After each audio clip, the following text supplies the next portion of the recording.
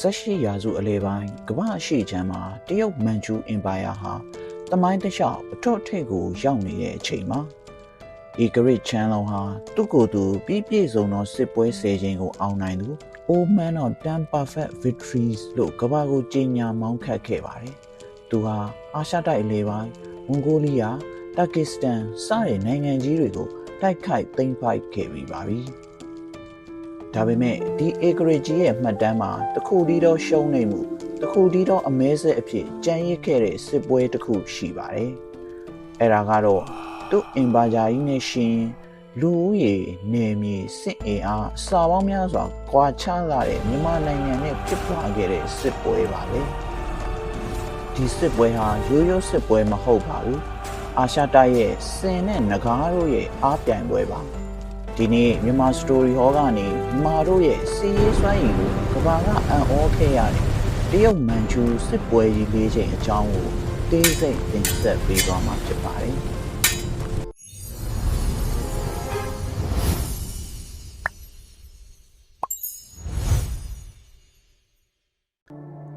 စစ်ပွဲရဲ့အစကတော့1965ခုနှစ်မှာပြဿနာတစ်သေးလေးကနေစပါတယ်။ယူနန်နယ်စပ်မှာတရုတ်ကုန်တယ်တယောက်ငွေချေဖို့ညှင်းဆန်ရာကနေလူတက်မှုဖြစ်ပွားပါတယ်။ဒါကိုအကြောင်းပြပြီးယူနန်ဘုရင်ကလီယူကျောင်းကမြန်မာနိုင်ငံကိုကျူးကျော်ဖို့စီစဉ်ပါတော့တယ်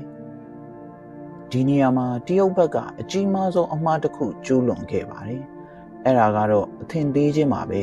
။လီယူကျောင်းကမြန်မာဆိုတာလူရိုင်းတွေပါစစ်သည်3000 5000လောက်လွှတ်လိုက်ရင်ကြောက်ပြီးဒူးထောက်မှာပါလို့တွက်ဆခဲ့တယ်။ဒါပေမဲ့အဲ့ဒီအချိန်ကမြန်မာနိုင်ငံကိုအုပ်ချုပ်နေတာကစင်ဖြူရှင်မင်းတရားကြီးပါ။စင်ဖြူရှင်မင်းတရားကြီးကကုန်းပေါင်မင်းဆက်ရဲ့စစ်ရေးအစွမ်းအထက်ဆုံးဘုရင်တစ်ပါးပဲဖြစ်ပါတယ်။တရုတ်တပ်တွေကျိုင်းတုံဘက်ကနေဝင်လာတဲ့အခါမှာမြန်မာစစ်သည်တွေကထိတ်တိုက်မတွေ့ပဲမြို့ရဲကိုဝင်ပြုတ်လိုက်ပါတယ်။တရုတ်တပ်တွေကလွယ်လိုက်တာလို့ထင်နေတော့မြန်မာတပ်တွေကလေးဘက်လေးရန်ကနေဝိုင်းပြီးပိတ်ဆို့တိုက်ခိုက်လိုက်ပါတယ်။ရလဒ်ကတော့တရုတ်စစ်သည်တွေဖျို့ဖျဲထွက်ပြေးရပြီးစစ်တူကြီးလီယူကျောင်းဟာအရှက်လွန်းလို့ကိုအဆုံးစီရင်သွားခဲ့ရပါတယ်။ဒါဟာပထမအချီအနိုင်ရရှိခြင်းပါပဲ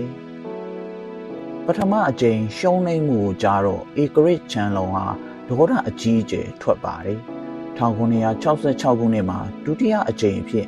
နာမည်ကြီးစစ်သူကြီးရန်ရင်ကန်းကိုစစ်တီအင်အား3000ခန့်ပေးပြီးလွှတ်လိုက်ပါတယ်။ဒီအချိန်မှာမြမတပ်မတော်ရဲ့အခြေအနေကအရန်စိုးရင်စရာကောင်းနေပါတယ်။ဘာဖြစ်လို့လဲဆိုတော့မြမတပ်မတော်ရဲ့အဓိကအင်အားစုကြီးက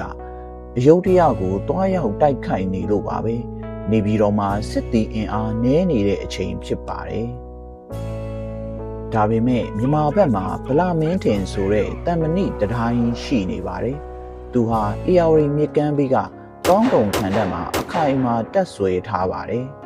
။တရုတ်စစ်တူကြီးရန်ရင်ကန်းကကောင်းတုံခံတပ်ကိုအမြောက်တွေနဲ့ပစ်လူတွေနဲ့တက်တိုက်ပေမဲ့ဗလာမင်းထင်ရဲ့ခံတပ်ကလုံးဝမပြိုလဲပါဘူး။မြန်မာတွေကခံတပ်ထဲကနေပြန်ပစ်တယ်လို့ညဘက်ဆိုရင်ခံတပ်ထဲကထွက်ပြီးတရုတ်စခန်းတွေကိုဝင်စီးပါတယ်။နောက်ဆုံးမှာတော့ယာဒီဦးတို့ကမြန်မာဘက်ကပါလာပါတယ်။မိုးရာသီရောက်တော့တရုတ်စစ်သည်တွေငှက်ဖျားမိပြီးတေဆုံးကုန်ကြပါတယ်။စစ်သူကြီးရန်ရင်ကန်လည်းစုတ်ခွာရပြီးပြန်ရောက်တဲ့အခါ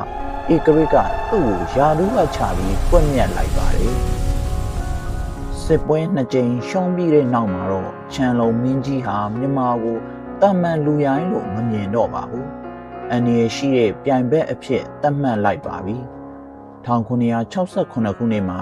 သူ့ရဲ့တမတ်တော်မွန်ဂိုစစ်သည်တွေရဲ့သူရဲကောင်းမင်းရွှေကိုစစ်သည်9000ကျော်နဲ့လွှတ်လိုက်ပါတယ်။ဒီတစ်ခါပါလာတဲ့စစ်သည်တွေကတာမန်တရုတ်စစ်သည်တွေကိုမဟုတ်ပါဘူး။မန်ချူအင်ပါယာရဲ့အတော်ဆုံးအလံရှင်မျိုးတပ်မတော်ဖြစ်ပါတယ်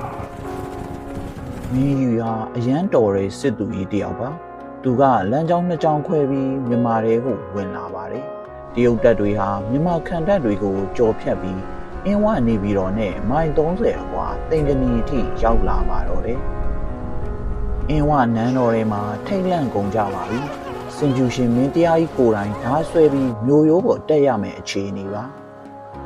ဒါပေမဲ့ဒီနေရာမှာတမိုင်းဝင်အချိုးကွေးတစ်ခုဖြစ်လာပါတယ်တရုတ်တရားကိုရောက်နေတဲ့မြန်မာတပ်မကြီးပြန်ရောက်လာပြီးစစ်သူကြီးမဟာတီရသူရာကတရုတ်တပ်မကြီးရဲ့နောက်ကျောဘက်ရိတ်ခါလမ်းကြောင်းကိုဖြတ်တောက်လိုက်ပါတယ်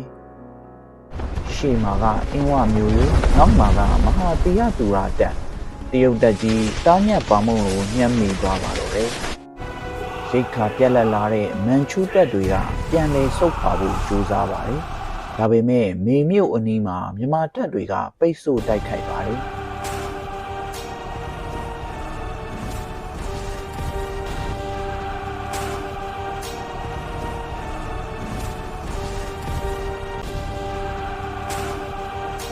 ဒီတိုက်ပွဲကအရန်ပြင်းထန်ပါတယ်မြန်မာစင်တပ်တွေကတရုတ်မြင်းတပ်တွေကိုဝင်မြင်းလို့တရုတ်တွေကလည်းအမြောက်တွေနဲ့ပြန်ပစ်ပါတယ်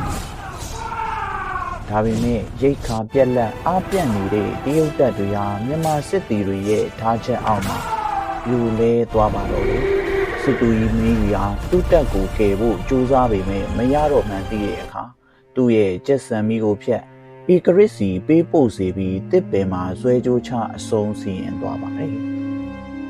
မန်ချူအင်ပါယာရဲ့အတော်ဆုံးစစ်သူကြီးတယောက်မြမမြေပေါ်မှာအသက်ပြောက်ခဲ့ရပါပြီတမတ်တော်တည်ဆုံးသွားတာကခြံလုံးမင်းကြီးအတွက်တိမခံနိုင်စရာပါပဲအဲဒါကြောင့်1969ခုနှစ်မှာနောက်ဆုံးအနေနဲ့သူ့ရဲ့ယုံကြည်ရာဆုံးအကြံပေးအရာရှိချုပ်ဖူဟင်ကိုအင်အား6000ကျော်နဲ့လွှတ်လိုက်ပါတယ်ဒီတစ်ခါတော့တရုတ်တွေကအေယာဝတီမြေကြောင်းအတိုင်းစုံစင်းလာပါတယ်သူတို့မှာတင်မောတွေအမြောက်ကြီးတွေပါလာပါတယ်ဒါပေမဲ့မြန်မာစစ်သူကြီးမဟာတီဟသူရာကမြေကြောင်းဖြတ်တောက်ရေးဗျူဟာကိုသုံးပါတယ်တရုတ်လေတွေကိုမီးဖောင်တွေနဲ့မျှောချကုန်းပေါ်ကနေအမြောက်နဲ့ပြစ်ရိတ်ခါလမ်းကြောင်းဖြတ်တောက်ပြန်ပါတယ်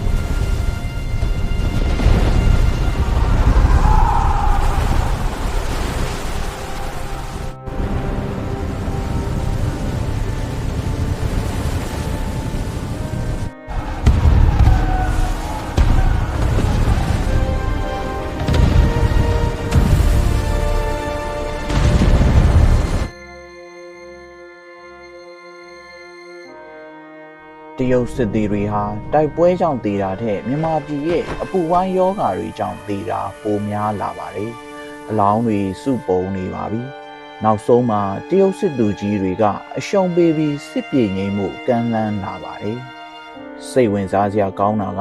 ဒီငြိမ်းချမ်းရေးစာချုပ်ကောင်းတုံစာချုပ်ကိုဘရင်တွေကချုပ်တာမဟုတ်ပါဘူး။မြေပြင်ကစစ်သူကြီးတွေချင်းသဘောတူပြီးချုပ်လိုက်တာပါ။စင်ဖြူရှင်မင်းတရားကြီးကတရုတ်တွေကိုအပြတ်ချေမှုန်းရမယ်လို့အမိန့်ပေးထားပေမဲ့မဟာတီဟသူရာကရန်သူကိုထွက်ပေါက်ပေးလိုက်တာကရေရှည်အတွက်ပူကောင်းတယ်ဆိုပြီးသဘောတူလိုက်တာပါဒီစစ်ပွဲကြီး၄ချိန်ပြီးသွားတဲ့အခါမှာတော့တရုတ်မန်ချူအင်ပါယာကြီးဟာမြန်မာနိုင်ငံကိုဘယ်တော့မှထပ်မကျူးကျော်ရဲတော့ပါဘူးဧကရစ်ချန်လုံကသူ့မှတ်တမ်းမှာမြန်မာစစ်ပွဲဟာငါ့အတွက်တန်ဖိုးအကြီးဆုံးပေးဆက်လိုက်ရတဲ့သင်ခန်းစာပဲလို့ရေးသားခဲ့ပါတယ်။ကမ္ဘာအကြီးဆုံးအင်ပါယာကြီးကိုဒူးထောက်စေခဲ့တဲ့မြန်မာတပ်မတော်ရဲ့စွမ်းရည်စင်ဖြူရှင်မင်းရဲ့တတိနဲ့မဟာတီဟသူရာရဲ့ဉာဏ်ပညာဟာကျွန်တော်တို့မြန်မာလူမျိုးတိုင်းဂုဏ်ယူရမယ့်သမိုင်းအမွေနှစ်ပါပဲ။ဒီဗီဒီယိုကိုကြိုက်နှစ်သက်တယ်ဆိုရင် like and share လုပ်ပြီးနောက်ထပ်ဘယ်လိုသမိုင်းကြောင်းတွေနားထောင်ခြင်းလဲဆိုတာ comment မှာရေးပေးခဲ့ကြပါဦးနော်။မြန်မာ story ရောကနေနှုတ်ဆက်လိုက်ပါတယ်